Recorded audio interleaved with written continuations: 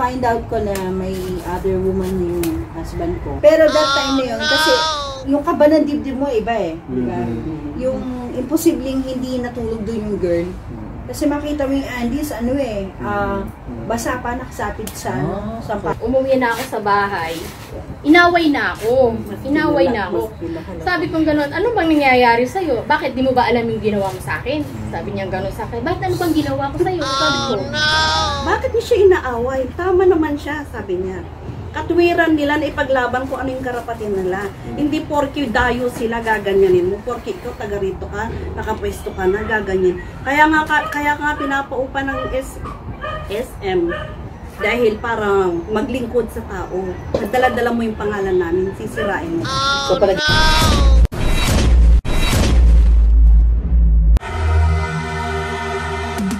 put in the work, you can find the light, alright? Do anything that I feel like I wanna do. I'm living life like I got nothing left to prove. No end in sight, just always staying on the move. I'll go all night if that's just what I got. Life's too short to care about what you can't afford. Memories are in what you explore, so just don't be ignored. Go ask for more, go ask for more.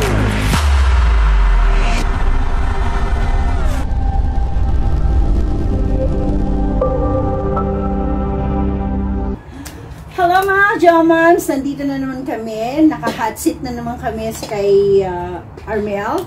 Hindi namin alam kung ano yung ibabato niyang tanong sa amin. At sana, best, huwag mo kami paiyakin yung ginawa mo sa amin last time. Oh my God!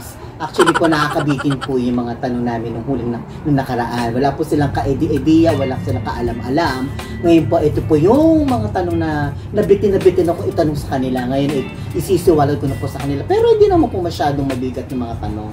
Which is, nabitin lang po kami. Nabitin lang po ako. Sa ngayon po, ito po yung continuation po sa kanila.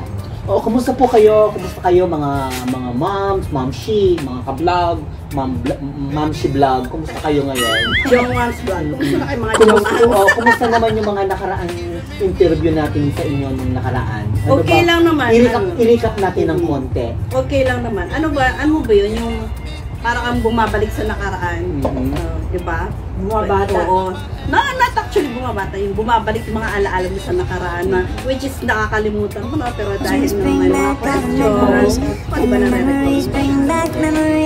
sarap din alalahanin. So far kasi sa nakita ko kasi dun sa vlog natin na yun, o yung vlog na yun, ay medyo maraming may man nakarelate, nakaantig sa mga medyo damdamin na nakarelate. So parang nakakabitin. So ito na nga ngayon, ito yung continuation natin para sa inyo na maitatanong ko sa inyo, no, wala kayong kaalam-alam. So na maging ano lang tayo, you know, maging normal. Hindi ko naman sinasabi hindi kayo normal. Tamang sagot. Dagdag na kaalaman pa rin sa ating mga manonood. Yes. Handa na ba kayo? Handa na! Ever gotten in? Ano ba yung mga feeling mo na naranasan ninyo na trouble sa mga buhay ninyo? Trouble na nangyari sa akin yung buhay may asawa. Nung na-find out ko na may other woman yung husband ko. Nung nagsabi sa akin mismo, hipag ko na babae, yung kapatid niya. Na, ate, gusto kong sabihin sa'yo para hindi ka na mabigla. Sabi ko sa'yo, may babae si kuya. Gusto ko malaman mo sa akin na mismo sumakay ako ng bus, di ba? O tapos nakarating ako ng Laguna around 5:30 AM. Pagkatapos, mahabang biyahe, no? Buti nga, ano lang eh, mga 3.5 hours lang eh. Usually talaga, pag regular hour talaga, mga nasa 4 to 5 siya. Madaling araw nun. Hindi alam ni mami ko na lumusok ako ng Laguna nun eh. Tapos, nung nasa Laguna na ako, malayo pa eh, parang yung bayan, nasa Balibago. Tapos, yung main angle yan ay Mabalacat ako bumaba. Nag-travel pa ako. May nakakita ata sa akin na dumating ako sa Laguna. Oo. So, nasa part ka ng Laguna. Oo, nasa part ako ng Laguna. Tapos, pumunta muna ako dun sa bahay ng ninong ko sa kasal, which is kamag-anak ng husband ko, yung asawa ng ninong ko. Nag-stay ako doon, 30 minutes. Pag-stay ko doon, sabi ko, noong punta muna ako sa kung saan na nag-stay niya.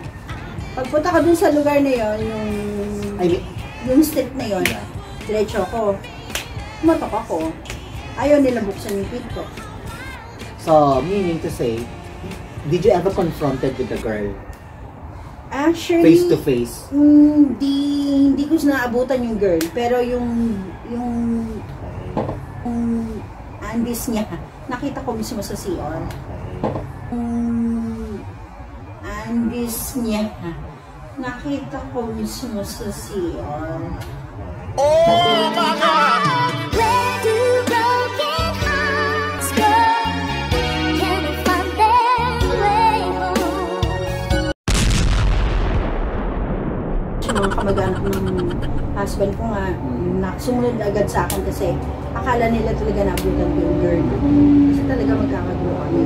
So, meaning, nalaman mo na yun, although hindi mo siya na-confront yung girl, you dealt with that situation, hindi mo na siya nakita. So, how do you cope? Ano yung reaction mo, initial reaction mo? Ang initial reaction ko dun sa husband ko, sabi ko sa kanya, nasaan ako? Tapos sabi niya, sino? Sabi niya, ano? Sabi niya, wag mo nang itago, sabi ko, kasi kahit hindi mo sabihin sa akin, alam ko, sabi ko, ramdam ko naman, sabi ko ganun. Tapos sabi niya, wala naman ako tinatago, parang defensive siya. Okay. Alam na alam mo yung lalaki pag yung Yes. ginagawa. Oo, totoo. Defensive siya, wala naman akong ginagawa, hindi naman ako ng mababae. Eh, yun, sinabi ko sa kanya, wag nang itago kasi sinabi na sa akin ng kapatid mo na ganyan-ganyan. Sabi ko, so mamili ka, kami o yung babae mo. So, yun yung talagang most trouble na Kasi parang experience mo. parang yung naramdaman ko yung nanlambot talaga ako, yung hindi ko alam yung gagawin ko. Napaglooban mo na yung ganyan na gotten in yung trouble. Ang hirap, You've pero ever gotten. ano pa rin ako, thankful pa rin ako kasi may trabaho ko, hindi ko masyadong dinamdam. Ikaw, Jo Ma'am, Sylvia, ano yung trouble na parang na-experience mo na? May na-experience You've gotten ako, in. yeah. I've gotten into trouble. I experienced this kasi may mga pinsan ako na from my father's side na dito nagtatrabaho. So, nandyan sila sa mga gumagawa ng riprap road sa NLEX. So, syempre sila, ano lang sila dito, dayo lang sila. Kasi nga, nangongontrata sila.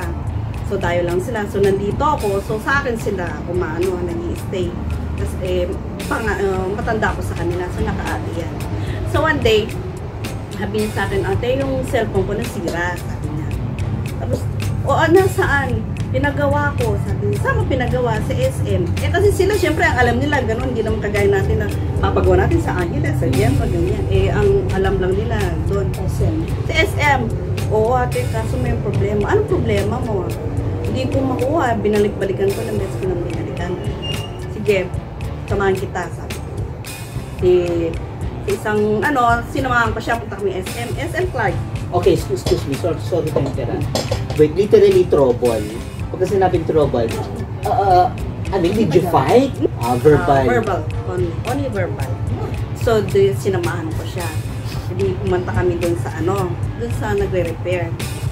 So, kinausap niya ng maayos. So, sila ang nag-usap. O para matapos, sinamahan ko lang siya. Sige ate, mo kukunin ko na lang. Ang kasi mga ka-Jomams, hindi nagawa yung cellphone niya. So, kumbaga ilang buwan na siyang balik-balik, hindi nagagawa yung cellphone niya. So, ang gusto ng pinsa, kunin na lang niya yung cellphone niya para din pagawa niya sa iba. Kasi yung time na yun, yung bagong labas. So, yun. Nung palabas na kami, pero hindi pa kami malayo, malapit pa lang kami. Sabi niya, ate, hindi ito yung cellphone ko, yung mga picture, iba. So, iba yung mga naka-store na picture. Balik kami. Sabi ko, nagkapampangan na ako. Kuya, sabi ko, naglolokohan ba tayo? Nagbayad siya sa'yo kahit hindi mo nagawa. And then, at the same time, pumayag na siyang ibalik mo. Kahit ilang beses mo na siyang pinabalik-balik dito. Ang importante, ibalik mo na lang yung cellphone niya. Ngayon, kamukat-mukat mo, hindi naman pala ito yung cellphone niya. Kung cellphone niya yan, bakit iba yung naka-store na pictures? Hindi naman siya yan. Ang dami niyang, ang dami niyang alibay. Hindi siya sumasagot ng maayos. So, ang ginawa ko, diretso ako sa second floor. Ni-report ko siya. Ni-report ko siya sa, dun sa management. Diretso ako. O, tapos, pinatawag siya. Alam mo, sabi niya sa akin doon, bakit diniretso ka kaagad dito? Pwede naman natin pag-usapan ganyan. Sabi ko, kinakausap ka namin ng matino doon sa baba. Wala kang matinong may isagot sa amin. Hindi mo kami mabigyan ng valid reason bakit ganyan. Tapos, hindi mo man lang sabi, ay pasensya na kasi siguro nagkamali ako, hanapin ko. Walang ganon. So, anong gagawin ko? I-report kita sa taas. Sabi ko, hindi pwede yan, niloloko mo kami. Niloloko mo yung pinsan ko porque hindi taga rito, lolokohin mo. Kung kinausap siya ng management, alam mo yung umabot sa talagang nag-ano siya sa akin, bakit? Kasi nga may chance na mawalan sila ng pwesto doon. Tapos in-English niya ako. Nung time na yun, medyo pa naman, hindi pa ako naoperahan ng pangalawa. So, sagot-sagot ko siya, sinagot-sagot ko din siya. Tapos sabi nung babae sa management, bakit niya siya inaaway? Tama naman siya, sabi niya. Katwiran nila na ipaglaban kung ano yung karapatan nila. Hindi porke dayo sila gaganyanin mo, porke ikaw taga rito ka, nakapwesto ka na, gaganyan. Kaya nga pinapaupa ng SM dahil para maglingkod sa tao. Nagdala-dala mo yung pangalan namin, sisirain mo. So palagay mo yun ang most trouble? Oo, yung trouble na, kasi meron, pero buti na walang physical. Wala. Talagang pero but still, verbally, nagkipag-verbalan talaga ako kasi yung pinsa ko hindi naman yung lalaki yun eh. Susuntukin na lang niya. Laki pa mo ng katawan. So ako lang yung nakipag-usap. At least, ko yung karapatan niya. Karapatan namin. Na hindi yung, di ba, porke na lang, babaliwalain na pagod mo, balik-balik, sa sarili mong gamit, wala ka pang mapapala. Ikaw, Miss Rosalyn, Ma'am Rosalyn. Ano yung trouble na napapan? Marami akong trouble. Marami. Kahit nung nag-aaral, kahit nung nasa... ano yung pinakamabigat? Pinakamabigat ko, ano ito, mamili ka. Talaga? Anong gusto mo? Sa asawa? Yes. Anong gusto mo? Sa asawa ko? Sa kapitbahay ko? Sa mga klase ko? Isipin mo na lang yung away naming mag-asawa na hindi ko makalimutan na selos. So ito, mga chomans, hindi lang siya basta-basta physical, it's more on the na rin siya emotional. Nagkasakitan. Yan na iyak na yan. Yan na iyak na yan. Pwede ko iyak. Yan na iyak na yan. Pwede ko iyak. Yan na iyak na yan. Pwede ko iyak. Yan na iyak na yan. Pwede ko iyak. Yan na iyak na yan. Pwede ko iyak.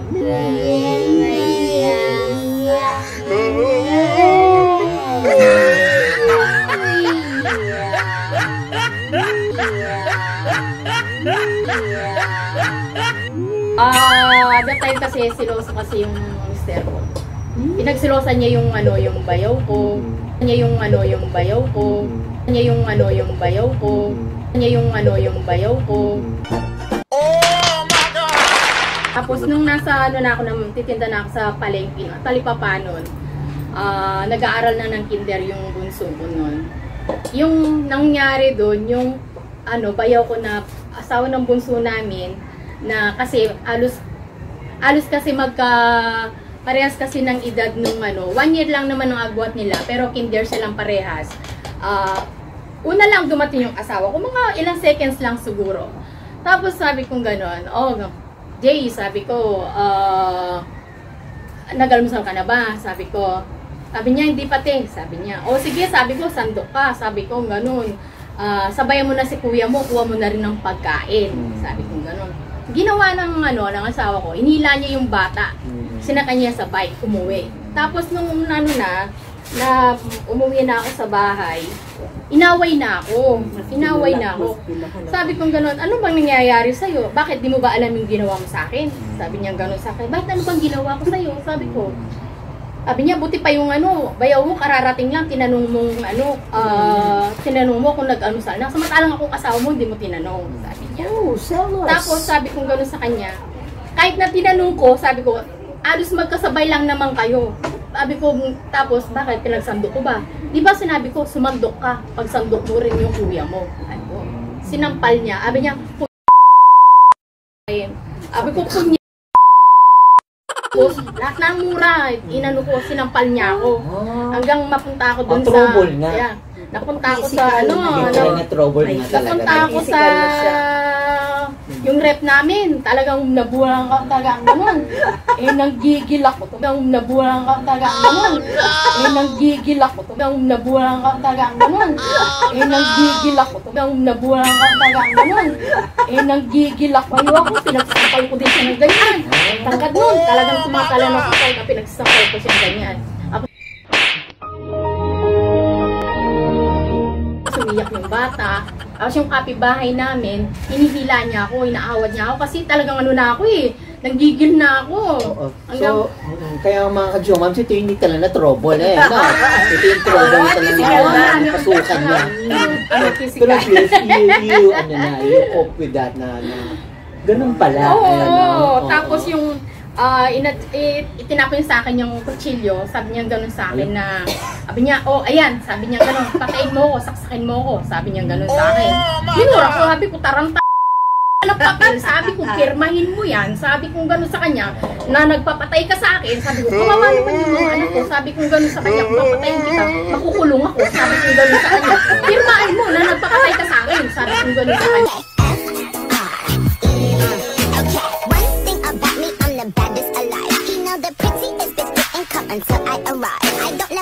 Yun nga naman yung mga ka-Jomams natin may mga talaga mga nalampasan sila na-experience na mga trouble sa kanila mga buhay-buhay na iba-iba.